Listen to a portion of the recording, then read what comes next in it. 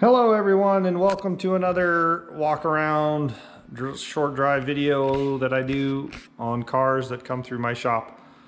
It's Robbie at Premium Motors, and today we are looking at our 1969 Dodge Coronet 500, numbers matching 383, numbers matching 4-speed car. This is one of 283 built in 1969. It is correct blue on blue with a black vinyl top. It is running beefy drag radials in the back, oversized tire. That gives it the older school look to it, kind of with the high rear end. It's got a pretty good sized front tire on it too. I don't know what it would have came with factory with mounted on it in 1969, but this is a very nice example of one of these cars. It does have good body and paint. I haven't seen any rust. There's a few small blemishes and stuff in the paint. There's a little bit right here on the hood. There's a door ding that you can see right here in the door. I don't know if the camera will pick it up. The car, I'm selling it for the owner who has currently owned this car for 16 years. And the car was painted and restored prior to him receiving the car. So probably 17, 18 to 20-year-old paint on it. The underside is nice, not super clean and detailed and perfectly framed off. I don't believe this car was framed off, but it was, well, there's no frame. I don't think it was rotisseried, but it is a very nice example of a car. It's factory equipped with the Ram Charger hood. So you get this, the scoops actually, you go in, you can, I don't know if you see, but in there's a hole. The air comes down here through the ducting into the air cleaner that sits down onto that. It's got a rubber gasket here and a gas metal plate there. It's also equipped with the high flow performance exhaust manifolds that flow better than I guess some other manifold that Mopar put on. I'm not a big Mopar guy. I don't know all the ins and outs.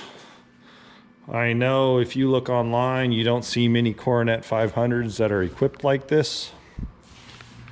You see a lot more Coronet RTs than you do the 500s. You see a lot of Super Bs that are equipped similar, but not many Coronet 500s. The interior is pretty nice all the way around throughout too. It's factory blue on blue. Somebody put black carpet. I would think, I'm not an expert, like I said, on Mopars. I would think actually the carpet should have been blue too, but someone has put black carpet in it.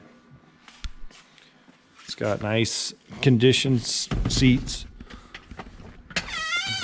seat covers, rear package tray, headliner is all in really nice shape. Carpet shows a little bit of wear from being driven and stuff over the years, but it's nice underneath.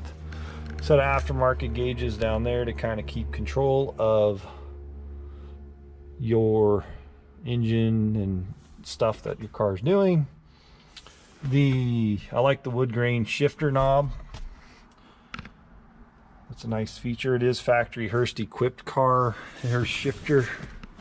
It's got the tag. The dash is really nice. The fuel gauge currently, the gentleman put a new sending unit in it 5 or 6 years ago. It has currently stopped working. Could be needs another sending unit, or it could be that the gauge started to fail.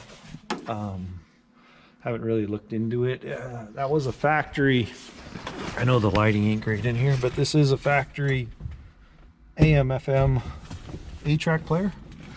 It's not currently working because he has put an aftermarket stereo in the glove box.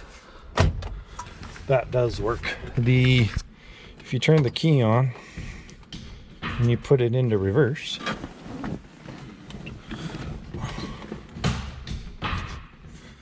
there it goes. The reverse light does light up. The switch needs a little adjustment. It's probably got a little wear, so you actually got to push up a little on it, which also activates the reverse lights. When that light's illuminated, the reverse lights are on, but as soon as some pressure comes off, you can see it goes out. It's still in reverse. The warning light works. The tack works. Like I said, these are big drag radials. They're 295. What are they? 295 65 15s. They're on a 10-inch wide rear wheel, I think he told me. Fronts are 7s or 8s, and the rears are 10s. Newer fuel tank and everything in there. Exhaust sounds good. I post a little video on the Facebook. You can hear the exhaust running, and I'll do a walk around outside in a minute where you can hear it. And you can see the paint outside. I just do it inside. It's a little quieter in here. I don't have a mic set up and all that jazz. I'm not a, big YouTuber person, but I like posting videos of cool cars that come through. Another little quick cool car. You've seen that one before. I did a video on. That's our 68442 W30 car. We're still in the middle of restoring. That's my 72 Chevelle convertible. 63 Riviera that's kind of been customized. I also got this car, which is really rare. Most people don't ever see it. Not that it's super cool, but I think they only made 2,400 and some. I'll do a video on it in a little bit. 78 Pontiac Grand Am 4-door. Even if you look up 4-doors, are really hard to find. But elderly, single, one owner car. And she has spent an incredible amount of money on that in the last 10 years for what the car is, but it was her baby. And so I'll do a video and walk around on that coming up. But back to this, let me fire it up, take it outside. We'll do a walk around and we'll go from there.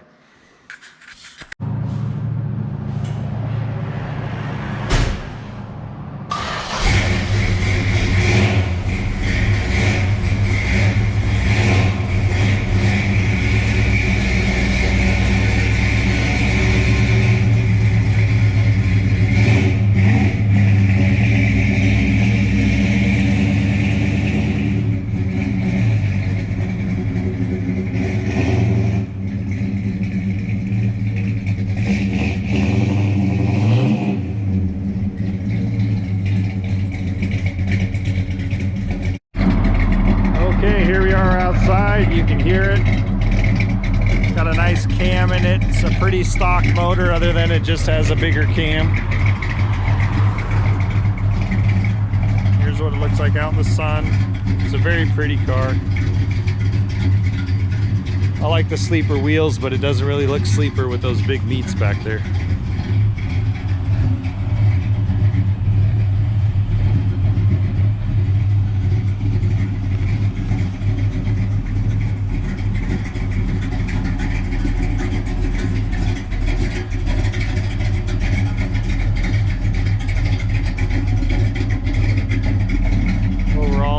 Very nice shape. The chrome, the stainless, the vinyl roof. I haven't seen any bubbles or anything like that anywhere. It's got this cool texture vinyl roof, which is kind of a Mopar thing. I had a couple Chargers had that similar texture compared to like a Chevy. Dash is in nice shape. Oh, those are speaker covers and stuff. Still pretty quiet up front. I'll open the hood, let you hear it idle. It's not making any noise or anything.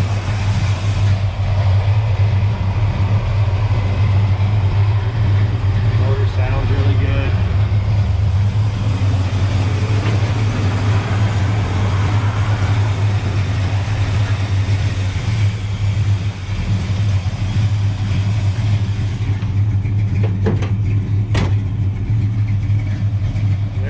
Let me mount the camera up and I'll take you guys for a spin around the block like I normally do. Okay, we are back inside. I do like this Mopar. Not all of them do it, but it still has the little clips on the front of the seat to hold the seat belt, which is nice. I'll leave my window cracked a smidgen to help. You hear the exhaust note a little bit. Don't think too much wind noise will come. Still fairly cold. The things better move. We're over 60 pounds of oil pressure. At idle, it goes up when we pick it up. Parking brake does work. All that. So let's go take a cruise around the block and have a good little drive.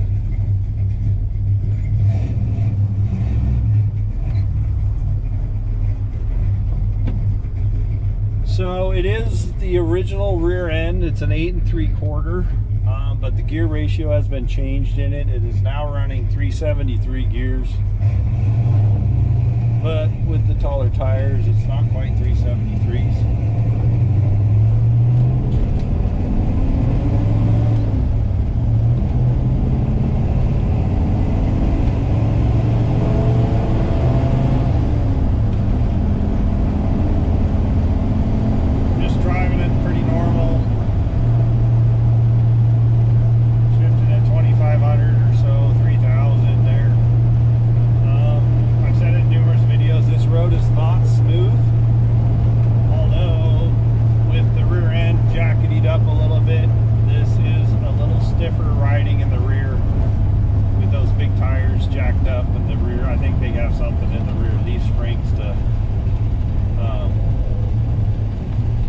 Get the height out of it. I don't know if it's shackles or a taller spring.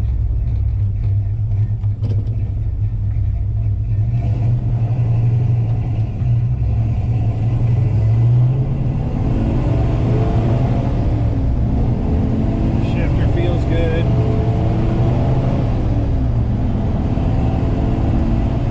You gotta watch your hand, because it's a long throw shifter and your fingers do touch the dash.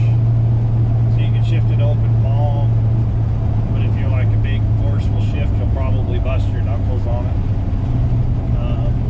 It is padded though, so that helps. Not super hard,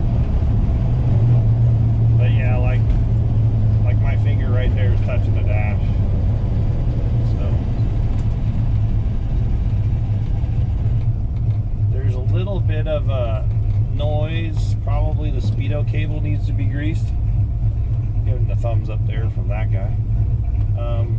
When you go a little bit faster, you can hear it sounds like the speedo cable. Probably needs some grease in it. I don't believe the clock works.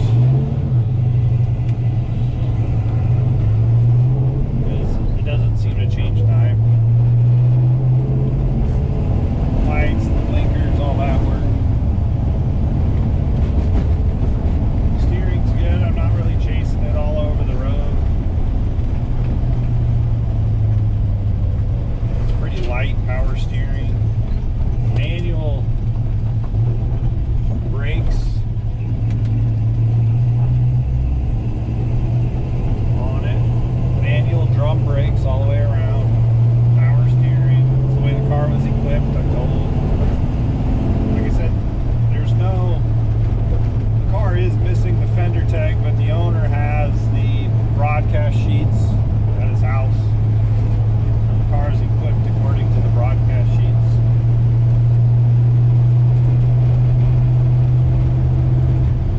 The exhaust he chose sounds good.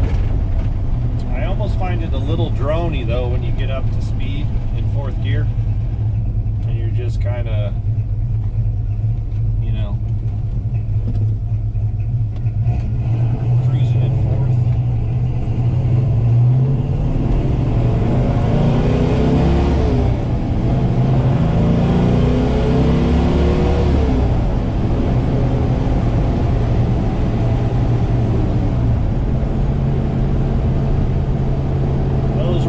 Harder pulls, I shifted at about 4,200. If you're not super hard, I didn't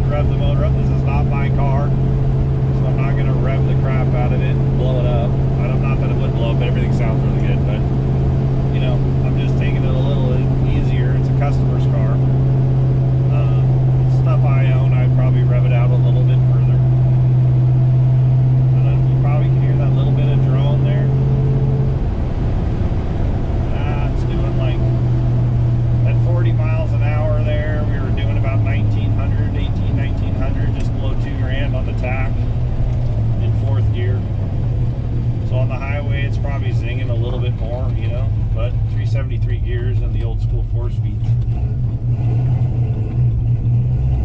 Oops, I ran a red light, sorry. But I don't know why it turned red so quick.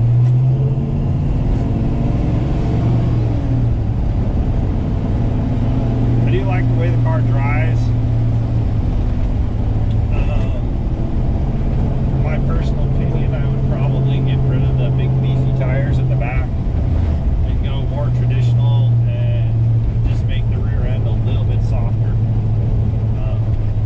It also might not be bad because these roads are garbage, and I've said that over and over. The city of Tacoma needs to spend some money and actually put it into their main roads. I'm on South Tacoma Way, that's like a main drag in Tacoma. But I don't think it needed to be repaved like 40 years ago. They just keep patching it, which just makes it less and less smooth. They chip seal it and they patch it, and it just sucks. So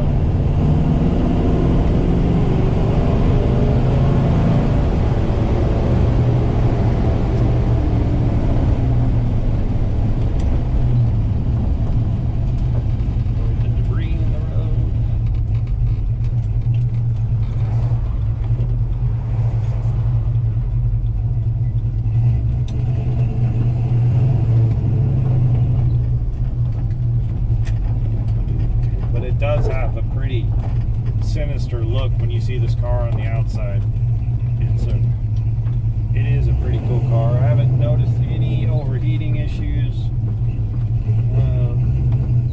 Granted, we're only in 50-60 degree weather here, so we're warmed up. Oil pressure is 35, water temp is 160, just 165. Volts are just over 12. All goes up, give it some gas, other than the water temperature. The water temperature gauge up here is working.